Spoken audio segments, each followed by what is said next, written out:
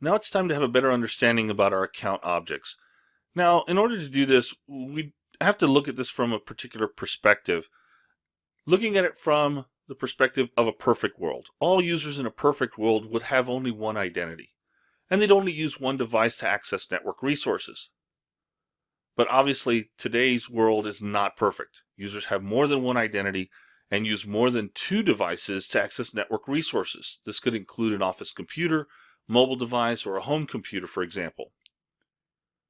Once privilege is provided, it's often never taken away, even when the user changes their role or leaves the company. The biggest challenge is not only a human vulnerability. Computer systems remain vulnerable. This is common in the evolution of computer systems. Automation continues to drive companies to implement applications and tools which require elevated privilege access. Administrators create identities that are designed to facilitate that type of access. And unfortunately, administrators are faced with providing privileged access to users to complete tasks which violate known security risks.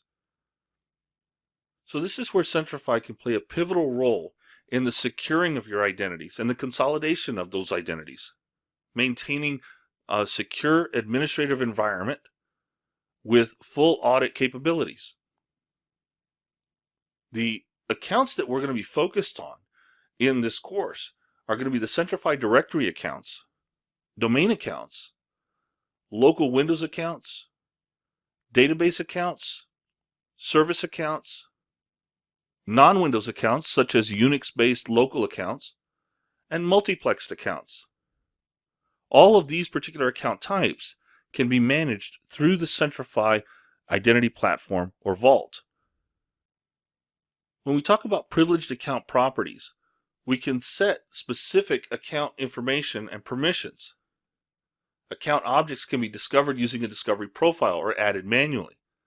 Account passwords can be vaulted and managed by Centrify. Now, some of the permissions that we can grant to other users when it comes to using a shared account password include the ability to grant, view, check out, log in, file transfer, edit, delete, and update password. Now, in this course, we're going to focus on checkout and login in addition to view. By securing a shared account password in the vault, we can now establish permissions for other users to use that shared account password. We can provide them the ability to view. We can give them the ability to check out the password in a break glass situation. Or we can simply give them the ability to log in using that shared account password without actually revealing the password to the user. Some of the other permissions, such as grant, edit, delete, and update password, should be reserved for administrative IT support related issues. Similar to account objects, system objects can be discovered using a discovery profile or added manually. And the permissions are very similar as well. Grant, view, manage session, login, edit, delete, agent auth, which is used for identity broker, and request zone role. In this course, we'll be focusing in on the view, manage session, and login. So what does it mean to vault a password? When managing accounts with Centrify, you should consider the account and what it's used for. Consider how managing the account will affect the administrative tasks, applications, or users if managed by Centrify. And this applies to all of the following account types: shared local accounts, shared domain accounts, and service and application accounts. When we vault a password, in essence, what we're doing is we're changing it to a much more secure password that is housed in a specific location that requires permissions and privilege to access it.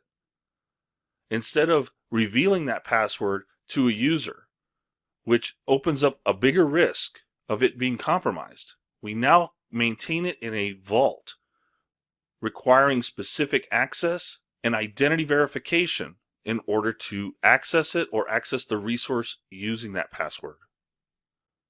Let's take a look at how we vault a local Windows account.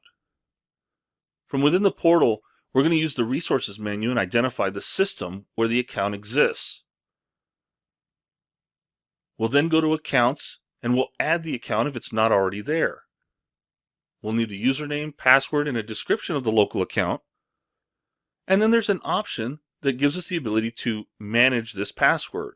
This is the vaulting process. Once saved and the verification is made with the server or resource, the password for that local account is then changed. Now that the local Windows account has been vaulted, it's now time to apply permissions to that account for other users. Once again, we'll go into the permissions of the account. We'll click Add and add the user, group, or role who is going to have specific permissions. Once that's done, we can check the options for the permissions that we are going to enable for that particular group. When working with shared domain accounts, we'll need to select the domain, which is found under Resources.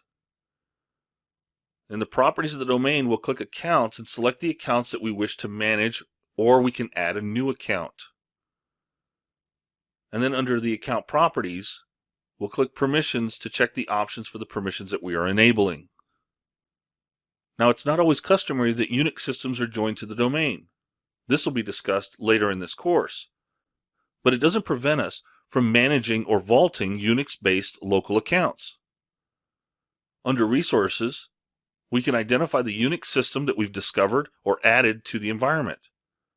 We can then add the account if it's not already there. And then we can select the credential type, which can be a password or SSH key, and click Manage this password. In the process of doing that, we have then vaulted that local account, just as we did for a Windows system. At which point we can now add permissions, just as we did for Windows systems, for other users to use that shared account. But be careful. In some cases, SSH is not available to root or privileged accounts, and a proxy account is required. In order to set up a proxy account, we'll need to select the Unix system under the System Properties and click Settings. There is an option to use a proxy account to manage that system, where we could then enter a proxy username and password, and then vault the proxy account versus the shared account, and then click Save. This gives us the remote requirement that we need to access the unit. Using the proxy account in this particular scenario gives us the secure remote login capabilities to access that system. Multiplexed accounts are a little bit different. This is actually made up of 2 sub-accounts within the Windows environment. Now, multiplexed accounts must meet the following requirements before you begin the process of creating and managing those particular accounts. Each sub-account used as part of the multiplexed account must be a domain account, must be configured with a Centrify Manage Password option, and each account must have sufficient permissions to run the targeted service or scheduled task. This can be a logon as a service for service accounts, or logon as a batch job for scheduled tasks. Each account must have checkout and edit permissions, and each account must have password rotation enabled with the interval set at the domain or global setting level. So let's go through this process very quickly. We'll need to first create the domain sub-accounts. This can be done using the Active Directory Users and Computers MMC. From there, we can then go into the portal and navigate to domains found under Resources. We'll select the domain and click Advanced Settings to configure the password rotation, and then click Accounts and confirm the domain sub-accounts exist and add them if necessary. From there, we need to navigate to the accounts found under Resources and click the Multiplexed Account tab so we can add them as a multiplexed account. We'll need to name the account and select the 2 Active Directory sub-accounts before saving it as a managed multiplexed account. Now that we have the multiplexed account created, we can now apply it to the services that are found on a selected system. So in doing this, we need to access our resources in the portal once again and find the services. We click Add Service and select the system where the service is actually located. We'll then select the service type, which can be a Windows service, scheduled task, or an IIS application pool. But we must type the exact name of the service or the path of the scheduled task in order for the multiplexed account to apply successfully. Once that's completed, we can then check to enable the management of the service password, select the administrative account, followed by the multiplexed account. And then we can configure the restart service options. Once this process is complete, the two sub-accounts will act as part of the rotation process. This will prevent any loss of service operation when a password rotation cycle occurs. Now let's take a look at a technical demonstration where we'll be working with local and shared accounts.